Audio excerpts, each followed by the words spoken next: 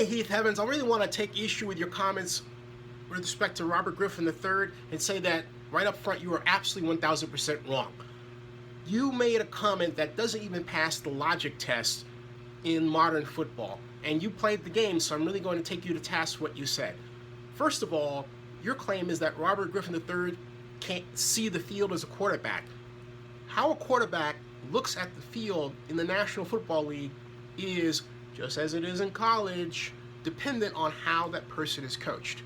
I'll give you an example of what I'm talking about. When I met this gentleman at the NFL draft in 2008, he gave me a very good, actually excellent, 2011, excellent explanation of how the West Coast offense, or I call it the Bill Walsh offense, works from the perspective of how the coach teaches the quarterback what to look for. And he said this, and it's right on my video here, it's Zenny62 on YouTube. He said, okay, first of all, the huddle. It's little things, how am I lined up in the huddle? Do I have the right number of players? Then when I come out of the huddle, it's wide field. The formation. How am I lined up? Do all my guys in the right place? Then it's narrow vision. Where are the keys that I'm looking for? Where are they lined up? My defenders, the defenders I'm concerned about. And then it's wide field. What kind of defense are they in? 3-4, 4-3. Then you call the snap count and take the snap. You drop back. It's wide field for a second, and then narrow vision because you're looking at the key that's going to take you to where you need to throw. I'm paraphrasing. But the point that I'm making is the coach sets the tone for how the quarterback thinks. Now, who told me that? Steve Mariucci. Go and ask him. Tell him, hey man, Zinni was riding my butt about what I said, and he mentioned your name on his YouTube channel. You know this guy? You watch, okay? I say all that to say this. A quarterback isn't out there calling his own plays and designing them in the National Football League, let alone the college level. Quarterbacks only do what coaches tell them to do. Not only that, that's the first thing. So, Robert Griffin III was only doing what Mike Shanahan asked him to do. He only did what Art Browser Baylor asked him to do. Now, that's the first thing. The second thing is this. No one, I want you to pay attention to this, okay? No one has any time in the National Football League to look at the whole field and find a receiver. It's not possible today. Maybe during the time of Kenny Stabler and Al Davis and those drills where the Raider offensive linemen were asked to hold their blocks for up to 10 seconds. Okay? True. That's true. That gives you enough time. But today, no coach asks their offensive linemen to do that, and because of the changes in pure physical design of humans who play the line, both offense and defense, it's just not possible anymore. Because of that, you're not going to get that time to see the whole field. That's why we have plays that are designed that have strong side passes, that's right, strong side receivers, and weak side. We have terms like onside play, offside. What does all that mean?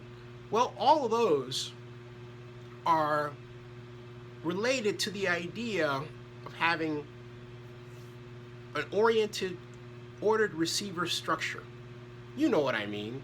Primary receiver, secondary receiver, tertiary receiver. Your primary receiver, at best, even if it's, you see the plays where there's a one over here and a one over here, take a look. You might have the split end over here and the flanker both running hook patterns, and then the tight ends in a two tight end system, ace formation, running quick outs, quick flat patterns, all right? And then you'll have the running back here set to block. So the point is that you're looking for the side of the defense where the rotation is different, so that if I'm playing a 4-3 defense and it happens to be a 4 short, 3 deep zone, but the zone is rotated to the right side. Think about that. Once you think about this, it means the quarterback comes down, right? Okay? That means the safety goes up here, right? So you've got this guy coming down, he goes this. Okay? What does that give me? That gives me, I got a little flat guy here, right? But then I've got my guy going out on the flat. What does that give me? It gives me a little hole there so that if he comes out, I got to throw between, in that window between the flat zone and the hook zone, and where the in that hole where the cornerback coming down is giving me and the safety is going up. Bip. All right. That's not going to occur on this side. That's the only reason you'll see 2 sides. But how are you going to know to do that? It's not seeing the field. It's looking at the one key. Who is your one key? Your one key is the strong safety. All right? So that's what I'm saying, Heath. You got to think about what you're saying. You say this stuff, but you don't think about it structurally in your head, like I just presented to you right now. What I said to you, you can draw on a whiteboard and test yourself like that, okay? So my point is that you really need to stop and understand football strategy before you talk about the ability of RG3 to succeed in the future. You do that, we're cool. But you haven't done that yet. You've said things like he can't see the whole field. No quarterback is asked to see the whole field. You talk to me about Brett Favre. Yeah, he threw a lot of interceptions seeing the whole field or what he thought he saw. Making throws that Mike Holmgren was saying, don't throw that. Pick 6, okay? So that's not always the best thing. Where you got the idea that it was really important to do that, I don't know. But I really think you need to, jettison the idea. It's just not working at all. At all. Additionally, something with Mike Shanahan you've got to know. Mike Shanahan didn't want RG3. He wanted a Kirk Cousins. He insisted on Kirk Cousins being taken. Number 4. Mike Shanahan set up the scenario where he had a black quarterback and a white quarterback. And he had a system for his black quarterback and a system for his white quarterback. And Jay Gruden came in, who has no experience or desire to coach a read option system, and talked a good game about dealing with RG3, but didn't. And on top of that, has the same kind of problem dealing with smart black guys, I'm saying this straight up, that Shanahan does. You heard exactly what I'm saying, okay? Mike Shanahan has a race problem. It came out, and don't close your ears on this. I want you to hear this. You need to hear this and pay attention to it. I don't care who you are. Heath, you really need to pay attention to this. Mike Shanahan came out and said about Donovan McNabb that he did not pick up the minutiae of the game. He basically made a comment that Donovan McNabb was not an intelligent quarterback. And it was a big firestorm, and it made the Redskins look bad. It really did. Made them look absolutely horrible. And so, in a way to make amends, aside from the fact that they believed in RG3's talent, Bruce Allen, and I know Bruce personally, basically wanted to shove Shanahan's racism down his throat by forcing him to deal with RG3. You heard it correctly, okay? Bruce will never say that, but I will. It's true. Because racism is a mental illness. It keeps people from doing the right thing all too often. Now, but I digress. Back to the main point here. That clouded how RG3 was coached. Jay Gruden has some of the same issues. He does.